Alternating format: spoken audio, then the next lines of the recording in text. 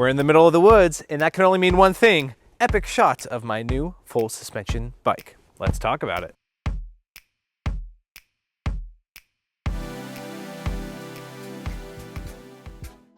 Hey guys, Josh here again with Daily Mountain Bike Rider, and today I'm going to show you my next new bike. This is part 2 of my 4-part series showing you all the new bikes that I'm going to be using for the foreseeable future or until something better comes out.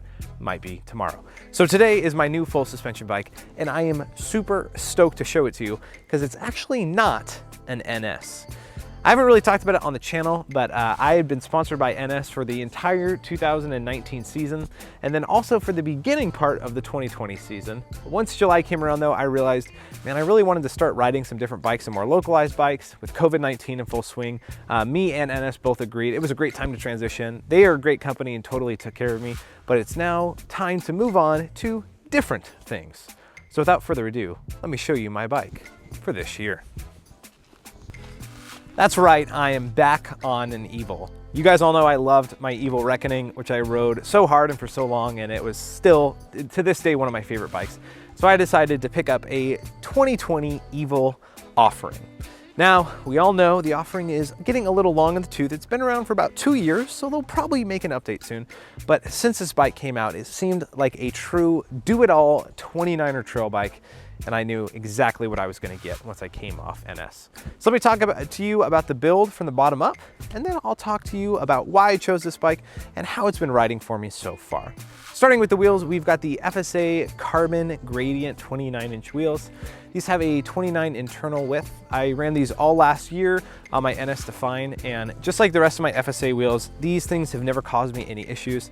They are stiff where you need them to be, super reliable, and I just think they look pretty dang awesome. Those are laced to FSA hubs, which again have been super great, especially on the rear with that engagement level. Never been a concern of mine, and I've always enjoyed it. On those wheels, I've got, of course, my favorite tires, Maxxis. Went with something a little different. On the front, I went with the Assegai and the 29 by 2.5, and I went with the EXO Plus casing. I haven't actually used anything besides EXO, have never even tried Double Down. I do like the thicker casing though, and just having the peace of mind that they're gonna last a little longer and probably not puncture as easily. And then in the rear, I went with the DHR2 because super reliable, and the 29 by 2.4. Looking at the brakes, I've got the new Shimano M8120s, which is their new quad piston XT brakes. These have been phenomenal. As you know, I've loved my Saints and my old XT quad pistons, but this new lever design just makes the lever feel even more consistent and solid. I also do notice on really long descents, it doesn't have the varying bite point that my last quad piston XTs had, so I'm super impressed with these new brakes. Going up to the other side to the drivetrain, of course, I've got my Microshift Advent X. If you haven't heard about this drivetrain, Microshift introduced it as a 10-speed, 11 to 48 tooth, which is basically Eagle at a super low price point, $154. Big thanks to Microshift. I bought my first Advent X drivetrain, but got this one comped by them, so I really appreciate that. And you'll notice something interesting on the drivetrain, and that is this little device called the STFU, which stands for Shut the Fart Up. And what that does is it quiets down the rear end. I did not initially put this on my bike, but I'll talk about why I desperately needed it. It's been a super good chain slap protector and has quieted the bike down a lot.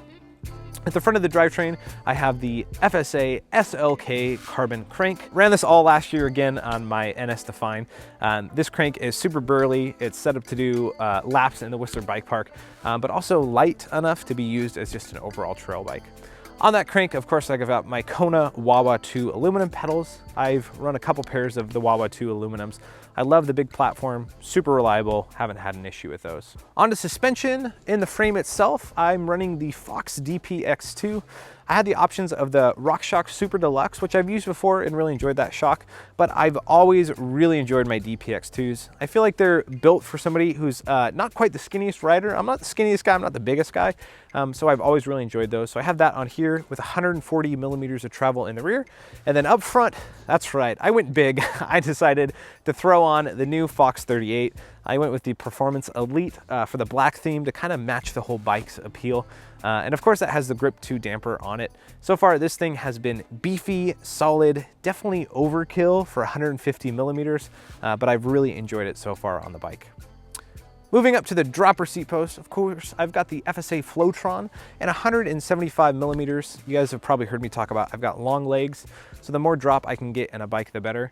I don't think I can run a 200 millimeter seat post because of the insertion on this offering, so 175 is perfect. Connected to my seat post, I have a new saddle, an SDG Bel Air version 3.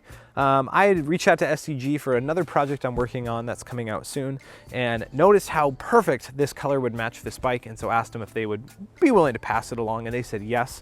I've always run the WTB Volt saddles, and I have been blown away by how comfortable this saddle feels. It felt like a much easier transition to this saddle than any saddle I'd experienced before, and I'll probably be running this on most of my bikes from now on. Moving up to the cockpit, of course, I've got the one piece that everybody wants to know about, and that is the FSA factory gradient stem. This thing and that oil slick is just something of beauty. This is the same one I ran on my last bike and just threw it on here. And of course, that is connected to the FSA gradient carbon bars. I've got these at 100 millimeters wide. It is a 20 millimeter rise, pretty low profile. And this bar is, once again, has that built-in mandrel that I made a video about in FSA. It means that you don't have to worry too much about clamping on the bar. Obviously, you always don't want to over clamp your bars, but this thing has been super reliable and felt really good. Last but not least, I've got my grips on here. I went with the One-Up Components grips. I don't know if they're called anything besides that, but really I just went into the Lasco. I usually love to grab a different black grip and just try it out. And these ones so far have worked really well. No complaints, and they're still on there. Moving on to a couple more bits I forgot to mention. First is my tire inserts. Normally I run Cushcore. I've been running Cushcore for a long time, both for protecting my wheel sets, but also giving me a little more stability in my tires. But I decided to go with Rimpact this time. Rimpact is a newer company to the field, and their huge thing is that installing Rimpact to protect your wheel set, and of course give you that stability for your tires, is way simpler than something like Cushcore. And true to their word, putting on Rimpact was not quite, almost as easy as just putting on a tire, and I know that it's still going to protect my wheel set and give me a little bit of help with stability in my tires. Up from there, you might have noticed on my fork I got something interesting. That is, of course, the ShockWiz. I've used this over the years, and it's been a super great tool for dialing in suspension. I've already used it on the back on the DPX2 to get that all set up for my offering, and now I'm really trying to dial in my Fox 38. What a ShockWiz does is it reads all of your suspension settings, and over time, after a big long day out on the trails, it makes recommendations for compression, rebound, air pressure, and even adding volume reducers. So it helps somebody like me who doesn't understand a bunch about suspension, how to get it set up and running perfectly. And last but not least, I have to mention it because you probably don't even notice it on here, and that is the awesome shop that helped me get all the parts I need for this bike, the Lost Co. I'm wearing their shirt today. The Lost Co is one of Bellingham's local bike shops, not just one of them, but the best out there. And they're not just a local shop for me, but they can be for you as well. The Lost Co has an awesome online store. The owner, Mike, and all of his guys are so great at getting you the equipment that you need. Be sure to use my code MTBDaily, something like that, down below to receive 10% off. And if you're in Bellingham, just stop by, ask them any questions you have. They'll always take care of you. All right, I think that's about it for my build from the bottom up. So I'm sure you guys are wondering, how does this thing ride? I've been able to throw on probably about 300 miles on the offering so far. And right off the bat, here's some things I noticed about the bike. Number one, I thought it was gonna be a lot like my Reckoning, just a little less travel, but this thing feels like a completely different bike. Where the Reckoning was really good at plowing downhill and going really fast, I feel like the offering definitely has some of that style in it, but is much more fun and agile, which is exactly why I wanted to buy it. So the bike feels really great. Second big thing I noticed is the Fox 38, true to what they say it is super stiff. I didn't even realize that even in my 36s that I've been running, having something just a little beefier gives you a lot more front end stability. So that's been really great. Some of the things I did not like about the offering right off the bat, number one is the chain slap. The chain slap on this bike was unreal. Like literally the first ride, I thought something was broken on it. So much so that I thought it was maybe my drivetrain, even though I'd used the Advent X before, I thought a bolt was loose. And then I went and did some research online, and everyone says that the offering is known as being one of, if not the noisiest bikes on the market. So the STFU has made a huge difference to quiet the bike down. And once that got quieted down, I could really start dialing in my settings and see how the bike feels. Overall, this sounds crazy, but I wish the offering had a little more travel. I don't wish I would have bought a Reckoning, even though they have the new one that looks really cool. But so far, I'm still getting used to the bike, and I feel like I wish there was a little more cushion in it. So I'm gonna keep seeing how I feel about it. So far, I don't regret buying the bike. I love the Evil Delta Link suspension because it works super well. I love all the components I have on the bike. I think it's just gonna be a little bit of a learning curve to me.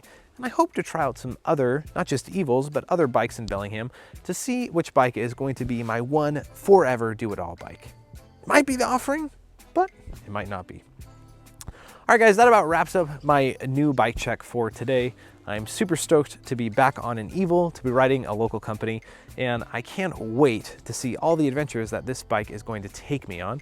In fact, I've got some fun rides that I did over in Eastern Washington coming up soon that you're going to want to watch because one, they're the most picturesque views I've ever seen, and two, probably some of my favorite trails I've ever ridden. All right, that about wraps it up for this video. You know what time it is. Don't watch a guy wearing flannel talk about his new bike out in the woods, but get out there, ride your bike, and make sure you do it every day.